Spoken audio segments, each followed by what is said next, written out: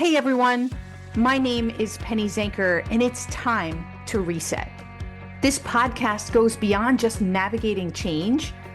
It's about new ways of thinking about how you can approach challenges, how you can shift your mindset when needed, create some space and grace for yourself so that you can rethink, recharge, and reprioritize when and where needed. Are you ready to unlock your full potential? Thank you for hitting play and sharing this next episode with me. It's time to reset. Hey everyone, so good to have you here today. I'm excited because I have a good friend here with me, and we're going to see if we can have a little debate and make this interesting for you guys. Joshua Evans is here with me, and he is a #1 best-selling author, TEDx programmer, keynote speaker, adventure seeker, which we could talk about that, and proud father of 3. He's studied workplace behavior for over 15 years, and he's been featured in many publications, including the Harvard Business Review, Wall Street Journal, and the Huffington Post. He speaks to hundreds of companies and professional organizations to bring purpose to the forefront of the future at work. So without further ado, welcome to the show, Joshua. Thank you so much for having me, Penny. It is an honor to be here. So let's get into it. Let's go. The purpose. Let's start here, because when you know your why, nothing else matters. So do you buy into that philosophy that all you need is a solid why, and that's what you're telling organizations, or not? It's not the only thing you need, obviously. However, I think that one of the bigger problems is I'll say maybe not decades, for at least the past 15 years, we've been cheapening the idea of purpose. I think that we've taken it to a very shallow place. They're using like a deep sense of purpose to describe like a new hamburger or a new handbag or a new car. And the problem with that is it cheapens the experience for everyone else that actually does have a piece of meaning behind the work that they're doing. I do think that you need purpose to do great work and to be fulfilled in your work. I don't think that everybody has purpose, and I don't think that everybody's able to define purpose for themselves the way that I would like them to. So I want to touch upon something that you said, that people are cheapening it. It's become shallow, right? I mean, isn't that a challenge that we have everywhere? Our connections are, unfortunately, even though we have more ways to connect, our connections tend to be more shallow today than ever. Would you agree with that? Wholeheartedly. I think that therein lies one of the biggest things is that we've never been more connected to what other people are doing and what's going on in the world and other people's ideas and knowledge and wisdom. And yet we're using it to bifurcate ourselves from the rest of humanity, right? We're separating ourselves from what really matters, which I would argue is human connection, right? A deep piece of what I think purpose is the connection to other human beings. And from what I've seen, all of the huge technological advances over the past 10 years have really been pulling human beings apart and kind of isolating them. And I think that's very unhealthy in a psychological way for a lot of people. And it's also unhealthy physically if we're just sitting there craning our necks down, looking at our phones and not being physically active. Yeah, well, I think it's affected our brain and our ability to connect, right? So we are withdrawn, we're comparing ourselves to other people, but our connections are performative. And, if we translate that to the workplace, right, is people want a deep connection with their work and with the company that they're working with, right? And so if our connections are shallow everywhere, then what can we do in the workplace? Let's say it like that. What can we do in the workplace to strengthen those connections where in general they're just weak? That's a great question. I honestly believe that we are approaching our lives too shallowly in general. I think I am too. If I really, think deeply about myself and if I look internally, I know that I could live more deeply in the moments that I have. We get distracted by these things constantly, whether it's in our personal lives or our professional lives. The way that I think we kind of deepen the experience within our workplaces is we have to stop talking about what somebody's role is and what somebody in that role does. For too long, that's what we've been doing, right? This is your role. It's your title. Right? We all know what our title is. It's in our email signature, it's in our LinkedIn profile. It's what our job is. But that's not compelling to the deep human need to know that what we're doing actually matters. We're also very good about talking about what somebody in our role does, right? It's the KPIs, the tasks, the functions, the responsibilities of a role, right? It's a to-do list. And again, on a Monday morning, a to-do list is still a pretty shallow way to approach your life's work, right? Because whatever you're doing, like you're in a career, it's not just a couple of years, right? Whether it's setting you up for the next thing or you're going to be in an organization for the long term, it's your career. It's part of your life. It's a huge, significant part of your life. And if you're only approaching it once again at that shallow end of the pool about what this is what my job is and this is what somebody in my job does, you're going to miss out on the deep experiential piece that I think does make us human. And that's knowing what doing great work actually means, what it means to all those that depend on you within your organization or within your team, what it means to the customers or the clients that you serve, what it means to the community that benefits from your organization being there, and what it means to the communities that depend on the people that are benefited from the products or services you're selling, right? But we don't do that. We put the blinders on because we don't have the time, right? We say we don't have the time, but it's because that's the worst excuse ever, by the way. We fill the time with distractions, right? And those side quests that we don't need to be doing. And I want to come back to the side quests in a minute, but because we fill that time, we don't think we have the ability to dive deep and to invest emotionally to the work that we're doing, right? I like to talk to organizations and their leaders and tell them you need to be forming an emotional connection to your contribution. Otherwise, you're just a mercenary. And I think that there's too many mercenaries out there right now that organizations are finding it hard to find their footing in this new world where things are being unraveled and disrupted at a level we never expected and not nearly as quickly as it's happening. And so we need a place to ground. Where do we anchor our team members? It has to be in something that comes from a deep spirit within us. And I would call that purpose, right? The work that we're doing needs to matter. And if we're willing to show people why their work matters, then they hopefully will be willing to emotionally invest in making themselves better at that thing. Right. I want to go back to, because the foundation, you started with the role, right? And we have to get away from the role, the definition of the role, the task list with the role. And I want to come back to that because I recently did a research study on personalization, right? Mm-hmm. And when we treat people like a role and not the individuals they are with their own personal strengths and weaknesses and desires and development needs and wants, then we might as well be treating them like, a number. And then, like prisoners are referred to as numbers, cellmate 126, whatever it is, like that. In a way, like I just, that's the image that comes to me is more and more people feel like they're being treated like a number. And that's what it came up for me when you talked about the role. And I think maybe when leaders can connect it like that, a light bulb will go off and go, oh, I see.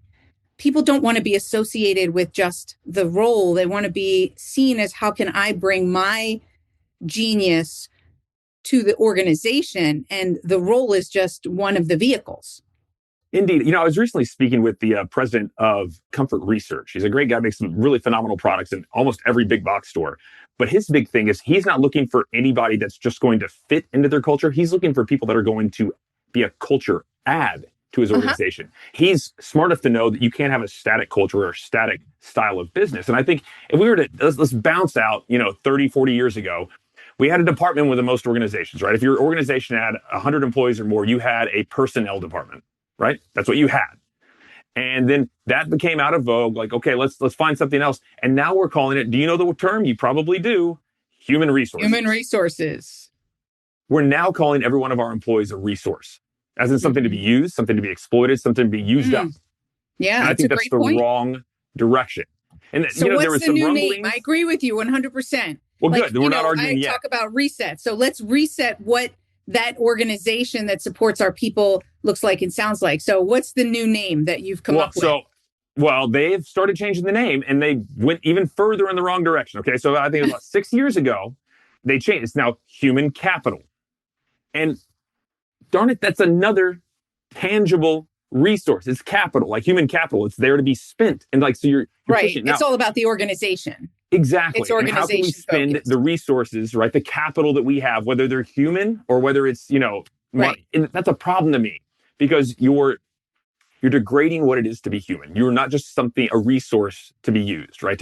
Have all of your talent extracted. No, we need to be looking for culture adds, right? I think this slow change that we're seeing now towards, human experience officer instead of chief human resource officer. Okay. I think the experience is the place to focus on. The problem is they changed the name in a lot of organizations, but they haven't changed what they do behind it. So they're still acting like these people are human resources, not acting like we need to create the greatest experience for our employees so they serve our team better, so they serve our customers better, and so that they actually like their work. And I think therein lies, it's too easy to just say, here's this stack of money.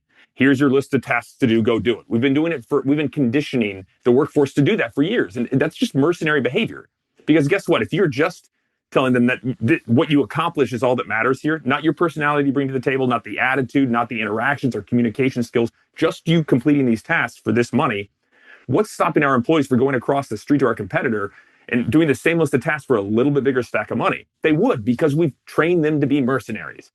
And I think for years, we've been bribing people to stay at our organizations for too long. And I think, once again, it cheapens and it shallows the human experience of working. Because I remember a time when they had pensions, right? At organizations. My father had a pension at his organization right through his career. He thought it was the greatest thing ever, right? Those went out of vogue. And then we went to 401ks, and now we're matching. We're doing Roth 401ks. We're doing health savings plans. These are not benefits. They're not benefits to me. I will argue this till I'm blue in the face, and I have in front of HR people. These are not benefits. These are bribes, and you should treat them just like that, because bribes don't work. I have 3 kids. Bribes don't work, and we've been bribing people to stay. Well, actually, they do work short term for certain. They do, but it doesn't drive the kind of behavior that you're looking for, and it's setting the tone for your culture, which is very different than what they actually want to create. If you want to create ownership in your people, then that's not the right way to do it, right? If you want to create transaction and make sure that there's a transaction that takes place, then that's what we're doing. And I guess that's why we have 79% of the workforce that's disengaged. It's wild. It doesn't work. Truly. And those are the people that aren't going to be able to adapt in this new world where parts of their job are going to be taken over. They're going to be sitting there frustrated about them having lots taken off their plate, not knowing what they can actually do because they haven't spent the work up front to emotionally connect to the end game, right? The end benefactor or beneficiary of the work that they're doing. And I think we're going to have a reckoning in the next couple of years as people realize that the tasks within their jobs are not nearly as important as the impact that their work actually has. And that's where we can drive that purpose, right? The work behind what we see. But isn't everything in the organization set up then in the wrong way? Like you said, so, it's about the human experience. Look at the way goals are set, right? We don't have the one goal that everybody's working to. I talk about a hub and spoke kind of structure. One goal, everybody understands and works towards that goal.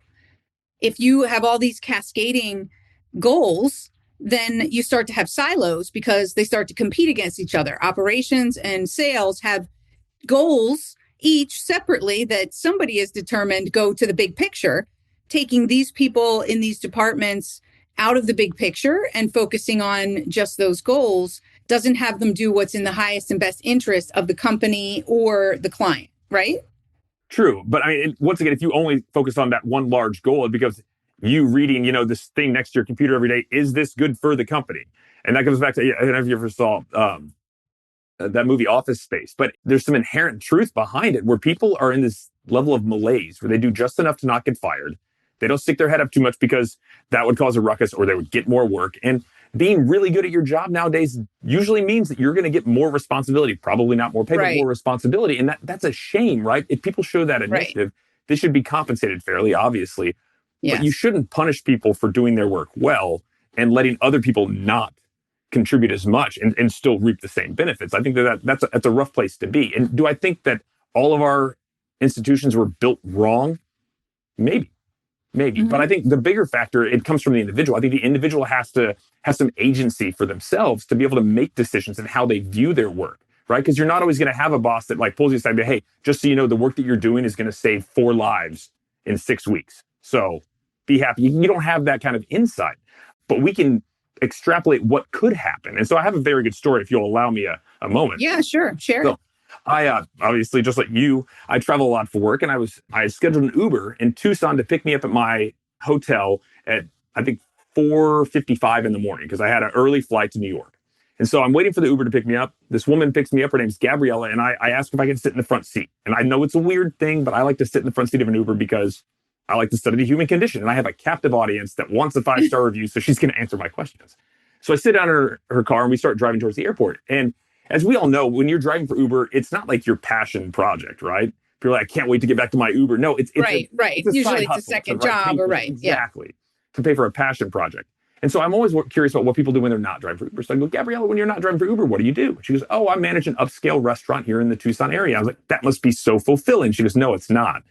It's like, okay, so my line of questioning is done. Now I'm like a moron. I'm Right. sitting in her front of her seat, just like tapping on my legs. And she must have seen that like I was kind of nervous. And she said something I've never heard anybody say before. She goes, actually, what I'm really passionate about is driving for Uber.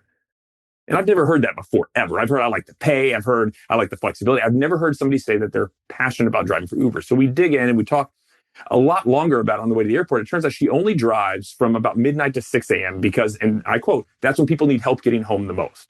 She would even go to like the bar district next to the university in Tucson. And if she saw somebody that shouldn't be driving, she would offer them a ride home free. Right. So we hear people like, oh, I would do my job even if they didn't pay me. But Right. when Gabrielle was actually doing that. And so Right. I dive a little bit deeper and I finally get her to come to the real genesis of this whole idea of helping people get home safe. She's like, look, 2 years ago, my sister died in a drunk driving accident, and I don't want anybody else to have to be concerned about getting home safely. So my goal every night is to get up and go help people arrive home safely. And it's an amazing way for an Uber driver to look at the work that they're doing because she's doing the exact same work as every other Uber driver in the world, right? She knows what her job is. It's taxi service. She knows what somebody in that role does. It's you accept a fare, you pick up the fare, you drive the fare, you drop off the fare, and you accept the next fare. But the reason that Gabriella was so much more fulfilled in her work, she saw purpose, is because she had the ability to see what happened after the door closed when her fare got into their home. She knows that in a perfect scenario, that person walks through the door and the family goes, they're home, and they get a hug. And she has this unique way of seeing what's going to happen after. In her mind's eye, she knows that she's helping this person get another moment with their family by arriving home safely. And the problem is anybody can view their role that way. It doesn't take a tragedy like losing a loved one like it happened to Gabriella. Anybody can do that. But we are too comfortable playing in that shallow end of the pool. Talking about my job is taxi service. My job is to drop Coming off the back fare. to the We depth. Yeah. we don't think about what doing the great work actually means to the individual that benefited. They're home safely. And I think, But go ahead. go ahead. I was going to say, I think that's a great point, right? I think that she is going to be extra connected to that because of what happened in her life.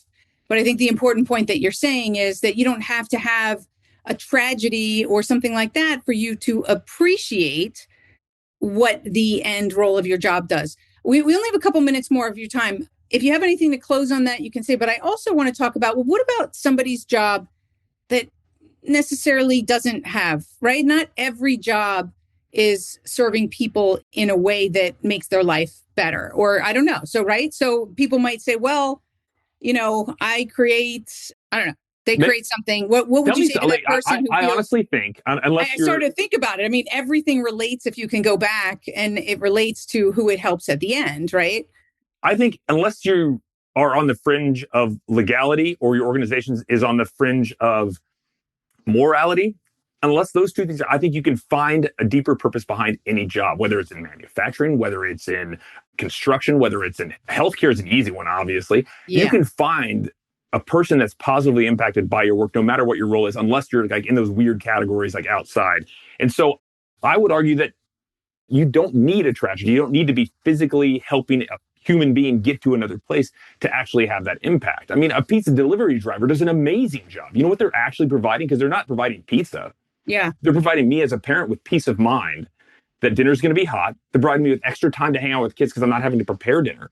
They're Right. providing me with a moment to sit with my children and commune about their day and share and talk. Like he's providing that opportunity by bringing my hot pie to my door. Right. And But he just saving sees you. I'm just dropping off, Right. crust and sauce and cheese. Right. Right. It is true. It's all in how you look at it. We're playing too shallow, as you were saying at the beginning. Absolutely. And I and that's a great way to pull it back. I used to coach with Tony Robbins and his clients around the world. And one of the things that he always said was, what business are you really in? Right. So to your point is, if you understand that, like, I had a client who was a jeweler, right? So what business are you really in, right? Making people feel special. So when you can get to, and he'd go on about the different things, when you get to that point, I think you're so right, is that if you understand what business you're really in, then everybody can tap into that and feel more passionate about their work. Exactly. And I have a great example that goes along with that. I recently did an event for a large floral distribution association, right? So These are all of the large farms and distributors all over the world in the United States that bring flowers and trade them and move them all over the place. Right? So if you bought a bouquet, it probably came through one of the organizations that's associated with them. But I did this deep dive and I was like, wait a second, flowers, I mean, they seem kind of superfluous. Yeah, pick one up over here. Yeah, you get a dozen on Valentine's Day, whatever. But then I went to my phone. I was like, okay, I'm going to look at bouquets that I have throughout the history of my phone just to kind of get me some ideas about what I'm going to speak on and how I'm going to, really connect with this audience. And all of a sudden, the first like real bouquet in my photo album was my wife holding a bouquet, and she's got her brand new engagement ring on her hand in the foreground the day we got engaged. And then the next one is our wedding.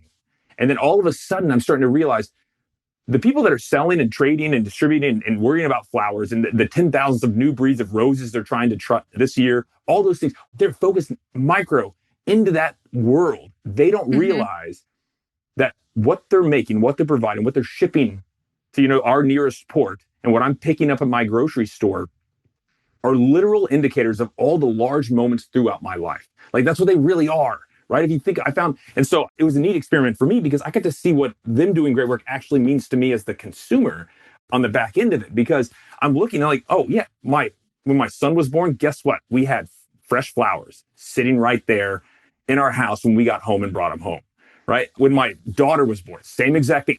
It's an amazing moment where you realize these people have such an impact. Like you can follow all of the major milestones throughout my life using just bouqueted flowers, and they probably don't remember that. And so to connect with it, I showed them all these pictures, and I rarely use a lot of family photos, but it felt so emotional because I took the time to walk from, okay, they're at this farm in South America, right? They figure out the right products, they ship them to the United States, then they have to distribute them, they get to the stores, and then they end up back at me. And what is my involvement with the flowers? Well, it's all positive from that moment, right? It's just such an important factor. And I think too often we get focused on the seeds and the leaves back in the fields. We don't think about the individual who's having this life-changing experience holding this bouquet of flowers. And I think that we can do that if we allow ourselves the time to explore the real impact behind the work that we're doing. We can find those moments. We can find those people that are truly benefiting from our work. And that's where true fulfillment comes from, knowing that you're making a positive impact on the lives of another human being. Absolutely. Well, what a great place to end the show.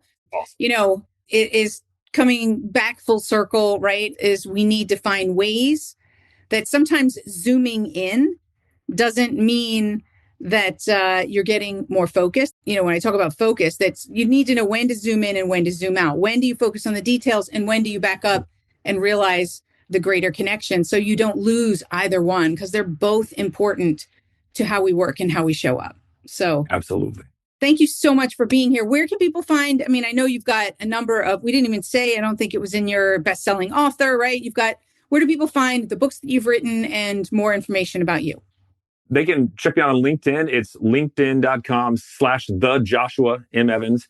They can check out my books on Amazon or any of the other major providers. My name is Joshua M. Evans, and that's how it appears on the book. Or you can check out my website, joshuamevans.com. It was an honor being here, Penny. Thank you so much for having me. It was great having you. So thank you so much. And thank you all for listening. I hope that what this does for you is a number of different things. One, the main message is about depth of those moments in our lives, whether it's at home or at work. Let's take the juices of life in those moments. Let's make them more impactful. Even if you have something you have to do, like walk the dog, like if you're seeing it as a have to, what about making it I'm grateful to and recognizing the meaning that your dog brings, the meaning in the work that you do, the meaning in the moments that you have with your kids or people in your community or whomever that you're interacting with. So that's what we want to leave you with is seek more depth in every area of your life. So my name is Penny Zinker, and it's time to reset. We'll see you in the next episode. Hey, thank you for spending this time with me. It really means a lot. If you're feeling a little off, distracted, overwhelmed, stuck, or just out of sync, remember that's your signal to reset. And that's all it takes, just recognizing one reset moment at a time. So stay tuned for more tips, tools, tricks, stories, strategies, all here on Time to Reset. We'll see you in the next episode.